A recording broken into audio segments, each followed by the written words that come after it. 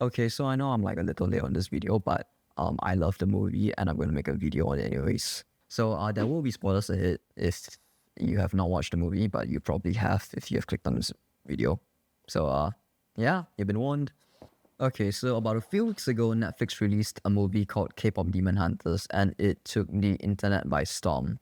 Overnight, there were posts on multiple social media platforms posting about it. And if you want to watch it, it's pretty easy to find since, well, it's like a Netflix top 10 now consistently for, I think, 3 weeks.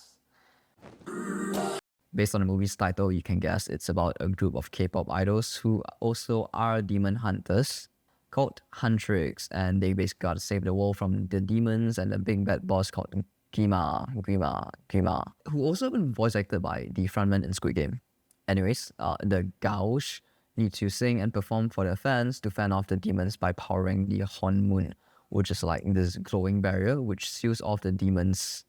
Okay, so the group consists of Rumi, Mira, and Zoe. Zoe's my favorite, by the way. Gima gets pissed off because, the demons aren't doing the job properly, and this demon, Jinu, was like, yo, let me get together a demon boy band and steal the fans away from the demon hunters. And in return, you help me erase my memories of my family from when I was a human. So then Gima agreed because, he's like, no other options.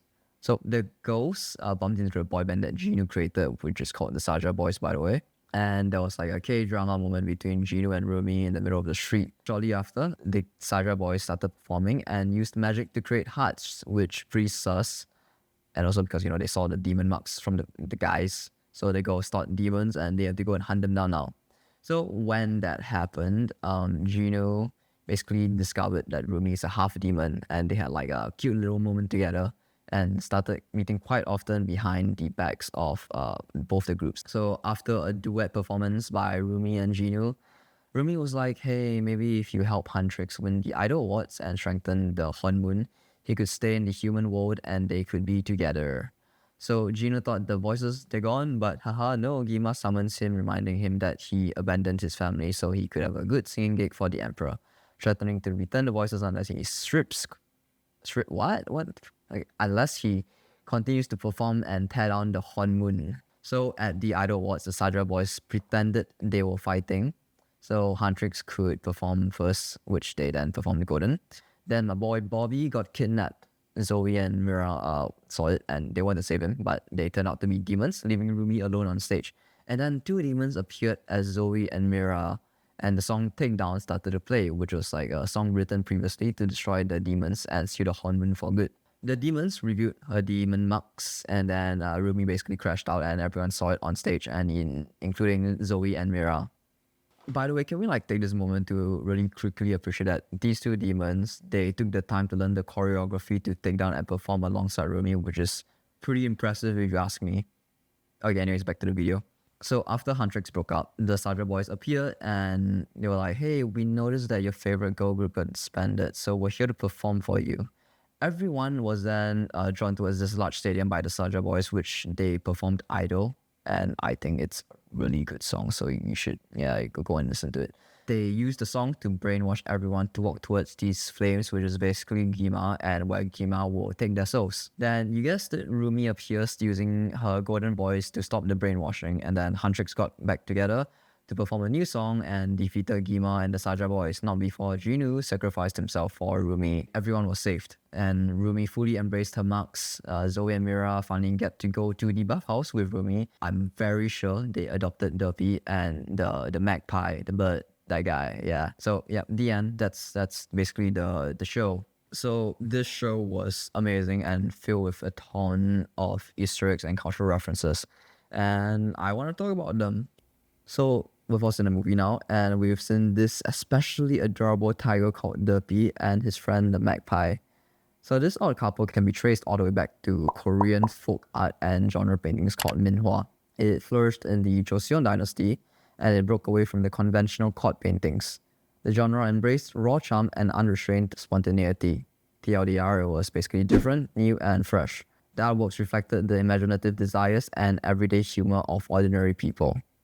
Most commonly produced artworks would often have hojakdo, or also jakhodo, basically a tiger and a magpie perched on a pine tree. The tiger is meant to be a bumbling creature with bulging eyes, a gaping mouth, and a lolling tongue. The animal was meant to caricature the Yangban aristocracy, which is basically the highest social class of the Joseon dynasty of Korea. On the other hand, the magpie is supposed to be clever and quick-witted, which symbolize the common people. Now let's take a look at the Saja boys. You see this outfit here. Apparently their group name and supernatural alter egos are loosely inspired by Joseon Saja, Korea's version of the Grim Reaper. They are commonly dressed in a black hanbok, a traditional Korean attire, and they guide souls to the underworld under the command of King Yomna, the ruler of the netherworld. Wonder where I've seen this before. Oh, that's right, Grima. So there's one more thing I would have missed if I didn't read about it on the Korea Times, which is actually this thing called the Arwaro Bongdo. 1월호 봉도. So at the Idol Awards, when Huntrix was about to perform Golden, the stage is framed by a backdrop that evoked. 1월호 봉도. It depicts the sun, the moon, 5 jagged mountain peaks, and clusters of pine trees. The Arwaro Bongdo symbolizes the king's presence, serving as a visual embodiment of royal authority, cosmic order, and sovereign dignity. Also, I really quickly wanted to mention that the weapons used by the Huntrix members are actually inspired by traditional Korean objects. For example, Rumi's blade actually references a Saigyeom, which is basically this 4-tiger evil sling sword, while Mira uses the Gokdo, which is this curved moon sword that you see throughout the movie. And Zoe's twin blades are based on Sinkao, which is a spiritual weapon used by shamans. Well, after you've watched the film, you're probably wondering, why does that stuff seem so similar? Well, that's because the film is produced by Sony Pictures Animations, which is the company responsible for also producing Into the Spider-Verse and Across the Spider-Verse. And those are 2 great movies that I highly recommend you to watch also if you haven't done so already. So the art style actually does seem similar to Spider-Verse, both movies. However, K-pop Demon Hunters is actually fresh and brand new on its own. And what I mean by that is, well, let's just take a look at this interview by the directors of K-pop Demon Hunters. How do we make it special? How do we make it visually striking? And the nice thing was Sony has such a deep, talented group of animators and lighters and everythingers that when we brought those influences to them, they're like, cool, dude, we love this stuff too. How exciting we get to do this kind of and thing. And also don't want to do the same thing twice. So they were already on the mind of like, we want to be innovative and show something different. So that was really great. Yeah, so although the art style may seem similar, K-pop Demon Hunters tried to go for something new. It felt unrestrained and free. The animation was heavily inspired by Asian animation as well as a bit of Western. It was over the top and tad bit cringe at times, but very much enjoyable to the audience. Everything was great, from the detailed choreography to the characters' designs. I mean, just take a look at the action sequences, perfectly choreographed, mixing the music and action together. Oh my god! And we can finally talk about idol culture or K-pop culture and how it actually inspired the film, because if I said that it didn't, I'd be lying. Did you actually know that this film took like 9 years to produce? And the results speak for itself, because just look at the high quality music that they have given us. The songs in the movie are amazing. My personal favorite is Golden, but after listening to the album a bunch, Your Idol has definitely grown on me as well. I mean, the soundtrack is dubbed as a group project by K-pop professors, by fans. Contributors of the soundtrack includes Teddy, lead producer behind Blackpink, composers IDO, 24, Domin Suk, frequent collaborators on Blackpink hits. We also have Jenna Andrews, who co-wrote BTS Butter and produced Dynamite, and Lingran as well, who contributed to Twice's Set Me Free and BTS's Boy With Love. Apparently, the soundtrack debuted as the number 8 on the Billboard 200. And as of July 5th, the song Your Idol has reached the number 1 spot on America's Spotify's top 50 songs. But yeah, everybody loves the songs in K-pop Demon Hunters, and the hype has not died down just yet. Did you know that one of the directors, Maggie Kang, actually grew up loving the first generation of K-pop with groups like Hot and Seo Taiji and The Boys? So even though she didn't exactly say who the characters in K-pop Demon Hunters was, I think we have a pretty good idea. The Saja boys consist of Jinu, Abby, Mystery, Romance, and Baby Saja, who were inspired by Korean groups like Tomorrow X Together, BTS, Stray Kids, ATEEZ Big Bang, and Monster X. And there's always a trope between the cast of these performers. There's the muscular one, the romantic type, and the baby, who is usually the rapper, as we can see from K-pop Demon Hunters.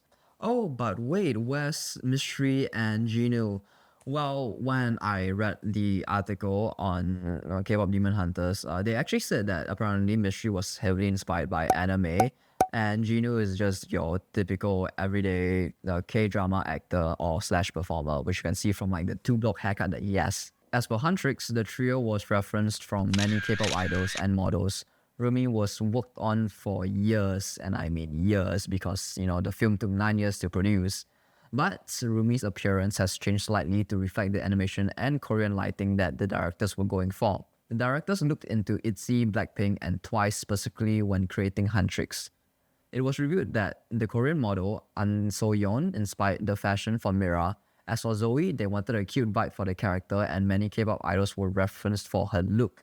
But I think they definitely took a look at Chaewon because just look at the both of them. They're like inseparable. I would really love to have a sequel for K-pop Demon Hunters, but at the same time, I feel like the film is already great on its own. So, yeah, maybe don't have a sequel or have a sequel. I don't know. But if they do want to produce a sequel, just take your time because I want a perfectly done film, and you could take another maybe 9 to 10 years to produce, but I would expect quality out of it. Anyways, this comes to the end of my video. I hope you've learned like a thing or two. Yeah, that's all. Bye.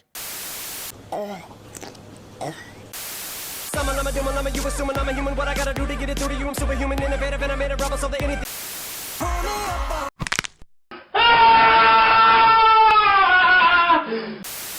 Your voices do not defeat me.